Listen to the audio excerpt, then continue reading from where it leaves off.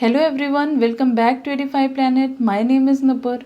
इस वीडियो में आज हम देखेंगे would be, will be, would be के साथ वर्ब में आईएनजी, विल बी के साथ वर्ब में आईएनजी, वुड बी के साथ वर्ब का थर्ड फॉर्म और विल बी के साथ वर्ब का थर्ड फॉर्म। किस तरीके के सेंटेंस स्ट्रक्चर इससे बनते हैं और अगर जब ये सेंटेंस में यूज होते हैं तो उसकी मीनिंग क्या होती है। जैसे अगर वुड बी लिखा है तो उसका मतलब क्या होगा और अगर विल बी है सेंटेंस में तो उसका मीनिंग क्या होगा। क्या इनमें कोई डिफरेंस होता है और अगर होता है तो क्या होता है, इस वीडियो में हम डिटेल में समझेंगे। आप इस वीडियो को एंड तक देखिए तो आपका ये सारा कन्फ्यूज़न एक ही वीडियो में क्लियर हो जाएगा।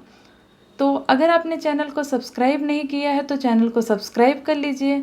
वीडियो अगर आपको बेनिफिशियल लगता है, इससे आपको हेल्प मिलती है तो वीडियो को लाइक करें। अपने फ्रेंड्स के साथ, फैमिली मेम्बर्स के साथ इसे शेयर भी ज़रूर करें। तो ये देखिए, ये कुछ सेंटेंसेस हैं।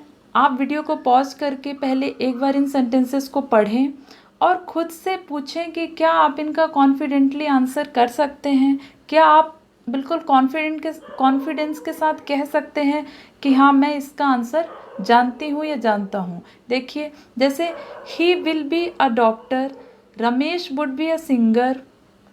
तो क्या डिफरेंस है इन दोनों में, क्या मतलब है इसका। कहीं पर आप वुड बी के साथ वर्ब में आईएनजी देखेंगे, कहीं पर वुड बी के साथ आप वर्ब में थर्ड फॉर्म देखेंगे। तो इसको हम आगे डिटेल में समझते हैं। देखिए, जब बात वुड की हो और विल की हो तो आपको दो बातें ध्यान रखना है। पहली बात, वुड रिफर्स टू प्रेजेंट और पास्ट पॉसिबिलिटी। ध्यान से पढ़िएगा, ध्यान दीजिएगा। प्रेजेंट और पास्ट की पॉसिबिलिटी को कौन बताता है? वुड बताता है। और विल का काम क्या होता है? Will refers to future possibility. देखिए, विल भी पॉसिबिलिटी को ही बताता है, लेकिन वो पॉसिबिलिटी किसकी होती है? फ्यूचर की पॉसिबिलिटी होती है।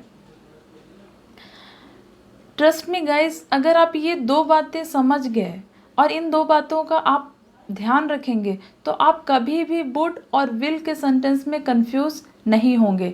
तो एक बार हम फिर से रिपीट करते हैं कि would refers to present and past possibility. ध्यान रखिएगा, पॉसिबिलिटी ना कि सर्टेनिटी। और will refers to future possibility.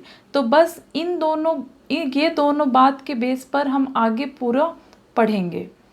तो चलिए देखते हैं। सबसे पहले हम पढ़ेंगे विल बी। विल बी क्या बताता है? फ्यूचर पॉसिबिलिटी बताता है और ये स्टेट को दिखाएगा। स्टेट मतलब अवस्था, है ना। तो सेंटेंस देखिए, ही विल बी अ डॉक्टर। यहाँ पर क्या है? Will be. बी का मतलब यहाँ पर होने से है। तो क्या मतलब है इसका? देखिए, ही विल बी अ डॉक्टर, वह डॉक्टर होगा। जब आप प्रेजेंट में, मान लीजिए ये प्रेजेंट है और ये है फ्यूचर। फ्यूचर तो आने वाला समय ही होता है। आप यहाँ पर खड़े हैं, ठीक है, यह कि कोई भी कहने वाला व्यक्ति यहाँ पर प्रेजेंट में है और वो आज से 2 साल मान लीजिए बात की बात बता रहा है, तो वो क्या हो गया? फ्यूचर हो गया ना। पर वो है तो पॉसिबिलिटी ही।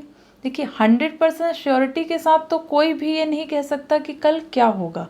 पर अगर मान लीजिए इस पर्सन ने कहा कि ये 2 साल के बाद डॉक्टर होगा, मान लीजिए ये पर्सन क्या कर रहा है? He is pursuing MBBS। तो अगर वो MBBS कर रहा है तो चांसेस तो हाई है ना कि वो डॉक्टर होगा ही। तो क्या होगा? वो 2 साल के बाद मान लीजिए डॉक्टर होगा, तो वो क्या बोलेगा? ही will be a doctor in 2 years, ये कि आफ्टर 2 years। तो देखिए, आपको सेंटेंस को रटने की कोशिश नहीं करना है, बल्कि आपको सिचुएशन को समझना है ताकि आप इस तरीके के सेंटेंसेस खुद ही बना सकें। फिर दूसरा देखते हैं, she will be an engineer. वो क्या होगी? वो एक इंजीनियर होगी। अगर कोई अभी बीटेक कर रहा है तो फ्यूचर में वो क्या होगा? इंजीनियर होगा। तो वो पर्सन, चाहे वो लड़की हो या लड़का, वो बोल सकता है कि ही और she will be an engineer. Okay. फिर I can become a great teacher. अगर मैं बोलती हूँ कि I can become a great teacher, मतलब ये बात फ्यूचर की है, पर ये क्या दिखा रहा है? पॉसिबिलिटी दिखा रहा है और साथ में ये स्टेट भी दिखा रहा है। ध्यान रखिएगा, यहाँ पर हमने क्या लिया है, यहाँ पर आई कैन बिकम है ना, तो यहाँ पर आप लिख दीजिए आई विल बी। तो ये दोनों बात एक ही है कि मैं एक अच्छी टीचर हो सकती हूँ, ये कि मैं एक अच्छी टीचर होंगी।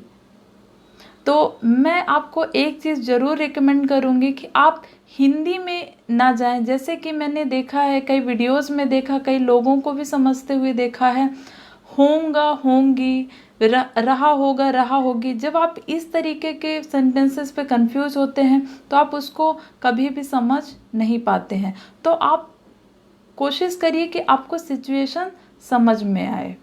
तो आई होप ये आपको समझ में आ गया होगा। इसमें हम फ्यूचर पॉसिबिलिटी देखते हैं और ये हमने देखा है स्टेट के बारे में, अवस्था के बारे में। जब कोई एक्शन नहीं हो रहा होता है तो उसे ही स्टेट कहा जाता है। ओके, तो ये हमने देख लिया विल बी। अब ध्यान से देखिएगा, अब हम पढ़ेंगे वुड बी।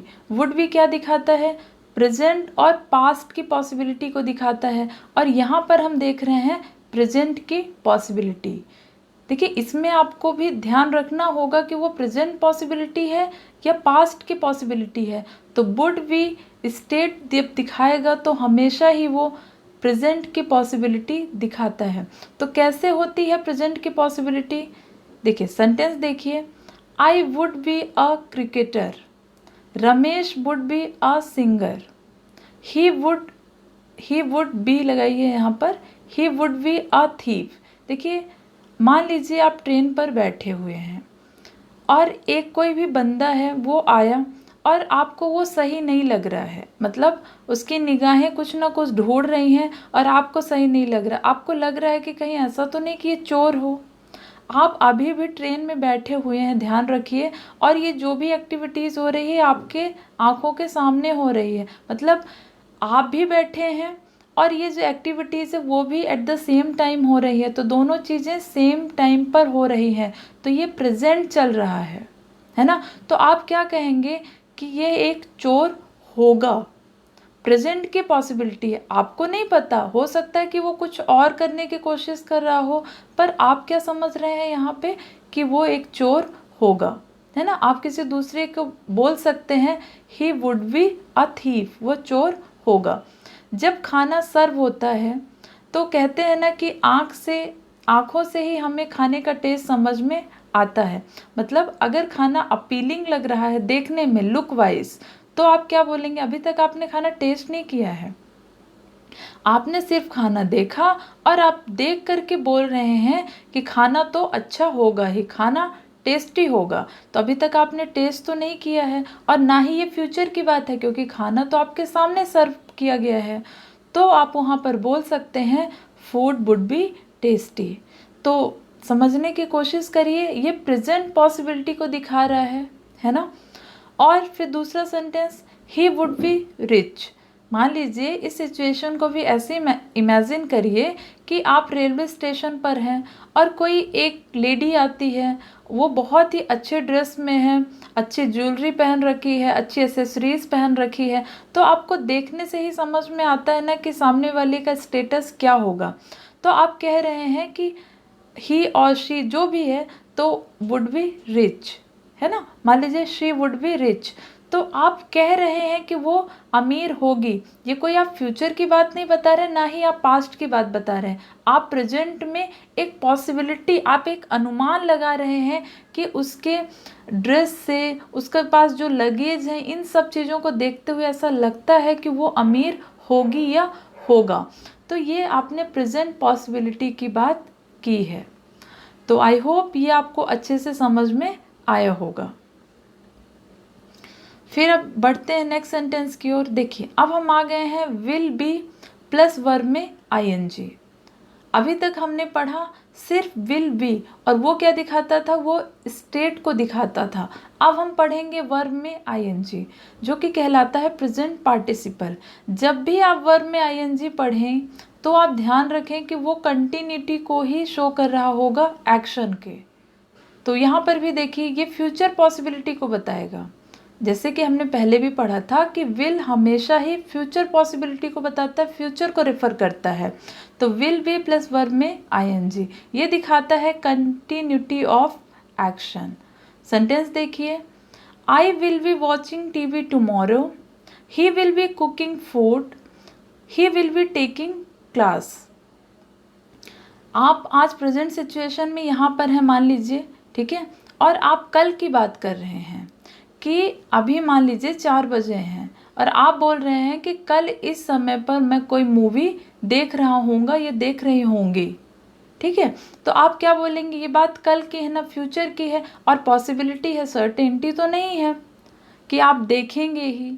तो आप क्या बोल रहे हैं कि कल आप इस टाइम पर टीवी देख रहे होंगे या कि मूवी देख रहे होंगे। तो आप क्या बोलेंगे, I will be watching TV tomorrow. फिर next sentence, he will be cooking food. अगर बात कल की है या कि थोड़ी देर बाद की, मान लीजिए 2 घंटे बाद की भी है, तो भी आप इसे बोल सकते हैं क्योंकि बात तो फ्यूचर की ही हो गई। ही विल बी टेकिंग क्लास, वह क्लास ले रहा होगा, ये कि वह कल क्लास लेगा, तो उसको भी आप ऐसे बोल सकते हैं। इसका स्ट्रक्चर क्या हो गया, विल बी और उसके बाद वर्ब में आईएनजी।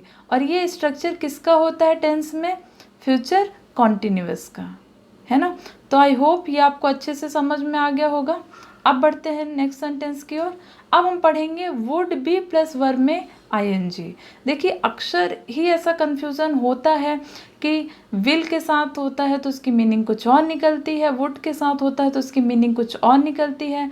इस वीडियो में ये सारा कन्फ्यूज़न हम दूर कर लेंगे। अब देखिए वुड बी प्लस वर्ब में आईएनजी। वुड है तो ये 2 ही चीज़ों की पॉसिबिलिटी बताएगा, ये तो प्रेजेंट की बताएगा, ये तो पास्ट की बताएगा। तो इसमें भी ये प्रेजेंट पॉसिबिलिटी ही दिखा रहा है। पर ध्यान रखिएगा कि अगर वर्ब में आईएनजी आ रहा है तो ये एक्शन के कंटिन्यूटी को ही दिखाता है। सेंटेंस देखिए, if I were rich I would be travelling the world. अब समझने की हमें ये कोशिश करना है कि ये प्रेजेंट पॉसिबिलिटी कैसी होगी। देखिए इसको सेकेंड सेंटेंस से समझिए, Neha would be watching IPL now. सोचिए कि आपसे नेहा ने पहले मतलब पास्ट में कभी कहा था कि वो आईपीएल देखेगी और आज वो समय आ गया है, ठीक है। मान लेते हैं कि आज 11 तारीख है और आज वो दिन आ गया है। 11 तारीख को आप अपने घर पर बैठे हैं और आपको नहीं पता कि नेहा कहाँ है, मान लेते हैं वो दूसरे घर पर है। तो आप क्या बोलेंगे, 11 बज चुके हैं और अभी नेहा आईपीएल देख रही होगी। तो देखिए नेहा आईपीएल देख रही होगी या फ्यूचर की बात नहीं कर रहे हैं, क्योंकि आप दूसरे घर पर हैं और नेहा दूसरे घर पर हैं। तो आप लोग अलग अलग घर पर होने की वजह से आप प्रेजेंट सिचुएशन की ही पॉसिबिलिटी को बता रहे हैं कि नेहा इस वक्त आईपीएल देख रही होगी, है ना ये पास्ट की बात है ना ही ये फ्यूचर की बात है, बल्कि प्रेजेंट के पॉसिबिलिटी की बात है। और पॉसिबिलिटी कैसी, एक्शन वाली, जो कि एक्शन दिखाता है, क्योंकि देखने का जो काम है वो क्या है, एक्शन है, काम लगातार चल रहा है। तो क्या हो जाएगा, Neha would be watching IPL now. अभी नेहा टीवी देख रही होगी, आईपीएल देख रही होगी। नेक्स्ट सेंटेंस पर आते हैं, he would be sleeping now. मान लीजिए आप एक रूम पर हैं, अपने घर पर ही आप एक रूम पर हैं और आपका जो भाई है वो दूसरे रूम पर है। तो आपको नहीं पता कि इस समय पर एग्जैक्टली क्या हो रहा होगा, पर आपको अपने भाई के उठने का समय तो पता होगा, है ना, कि आपके भाई का जो नॉर्मल यूजुअल टाइम है उठने का वो क्या है। तो आप उस समय पर क्या बोल सकते हैं, मान लीजिए अभी 6 o'clock है मॉर्निंग में और आपको पता है कि आपके भाई के उठने का जो समय है वो 7 o'clock का है। तो आप क्या बोलेंगे, he would be sleeping now. जब आप बोल रहे हैं कि वो सो रहा होगा तो वो प्रेजेंट की ही बात है, क्योंकि वो दूसरे रूम में है। तो आप एक अनुमान लगा रहे हैं, क्योंकि ये उठने का तो उसका समय है ही नहीं, तो वो अभी सो रहा होगा। तो इस तरीके से आप प्रेजेंट की पॉसिबिलिटी इसमें दिखाते हैं और इसमें स्टेट नहीं बल्कि एक्शन होता है ना, क्योंकि सोना क्या है, एक क्रिया है, तो एक्शन हो रहा है। फिर आते हैं नेक्स्ट सेंटेंस पर, माई सन वुड बी प्लेइंग नाउ। अगर आप मान लीजिए ये कि कोई भी पर्सन, मान लीजिए कोई पढ़ा रहा है और उस समय पर उसका बच्चा खेल रहा है ग्राउंड पर, तो पढ़ाने का काम तो ग्राउंड पर होगा नहीं, ये तो क्लास पर होगा। तो जब भी कोई क्लास पर है तो लेकिन उसको पता है कि ये उसके बच्चे के खेलने का भी टाइम है, तो वो क्या बोल सकता है कि माई सन वुड बी प्लेइंग नाउ, कि अभी मेरा बच्चा खेल रहा होगा। ओके, तो आई होप ये सेंटेंस आपको अच्छे से क्लियर हो गए होंगे। अच्छा, ये वाले सेंटेंस का भी देख लेते हैं। If I were rich I would be travelling the world. यहाँ पर कंडीशनल सेंटेंस है कि अगर मैं अमीर होती या होता, आई के साथ वॉज नहीं बल्कि कंडीशनल सेंटेंस में वर लगता है। कोई भी सब्जेक्ट कुछ भी हो, वर्ब हमेशा वर ही होगा, प्लूरल फॉर्म में होगा। तो क्या हो गया, इफ़ आई वर रिच, अगर मैं रिच होता, आई would be travelling the world, तो मैं क्या कर रहा होता, मैं पूरे वर्ल्ड को या कि वर्ल्ड में ट्रैवल कर रहा होता, घूम रहा होता। तो ये व्यक्ति जिस समय पर बोल रहा है कि काश मैं अमीर होता, उसके उसी समय पर इच्छा है कि वो उसी समय पर घूम रहा होता, है ना। वो कोई ना कि पास्ट की बात कर रहा है ना कि फ्यूचर की बात कर रहा है, वो यही बोल रहा है कि अगर मैं अमीर होता तो मैं अभी घूम रहा होता।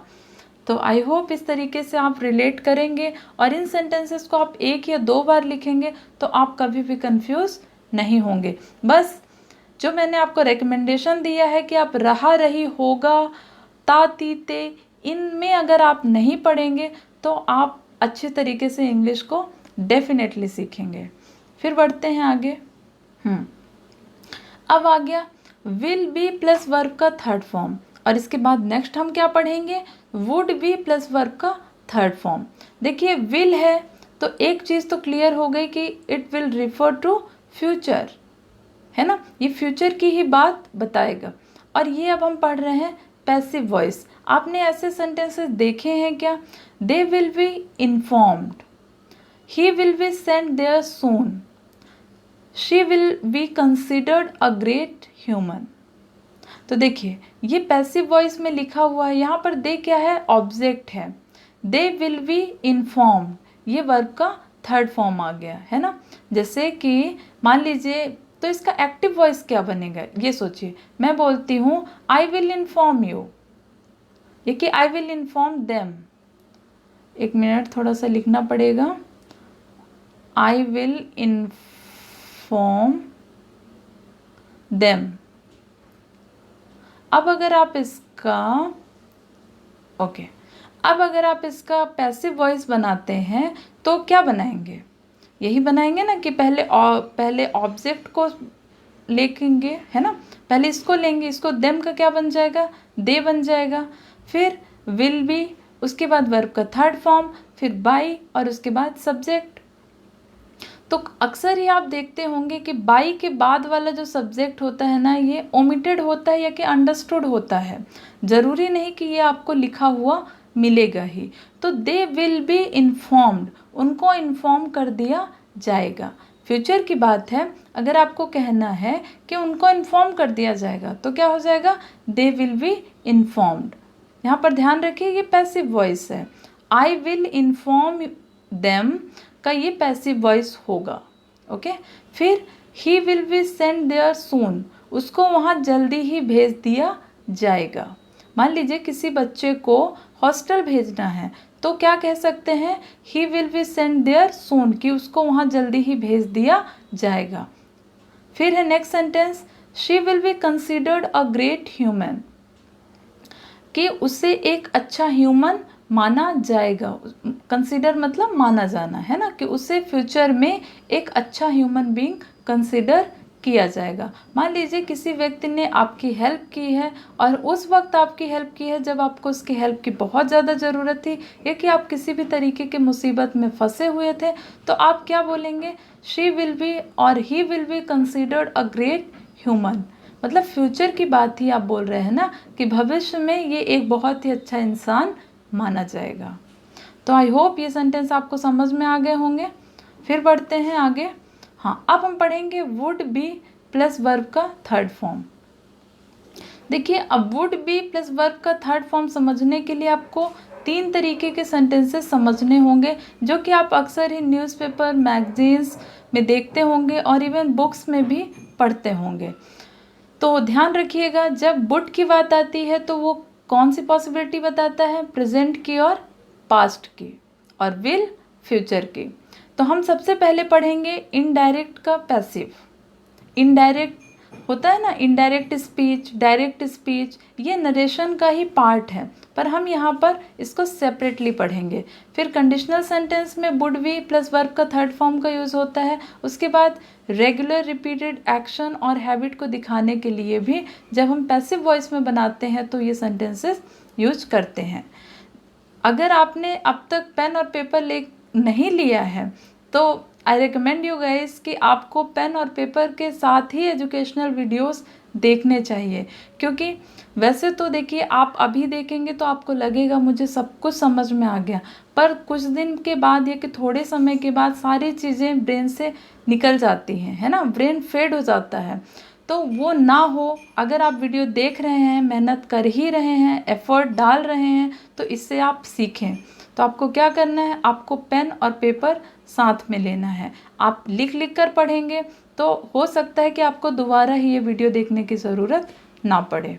तो देखिए, फर्स्ट ऑफ ऑल हम पढ़ेंगे इनडायरेक्ट, और ये रहेगा पैसिव वॉइस में। देखिए, आपने डायरेक्ट सेंटेंस में ऐसे पढ़े होंगे, Ram said to me you will be sent to college.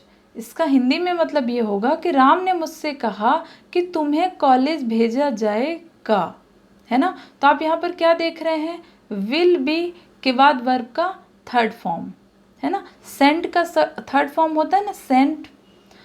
तो अगर आप इसको इनडायरेक्ट में बदलेंगे तो आप क्या बोलेंगे कि राम ने मुझसे कहा कि मुझे कॉलेज भेजा जाएगा। यहाँ पर आपने कहा कि राम ने मुझे कहा कि तुम्हें कॉलेज भेजा जाएगा।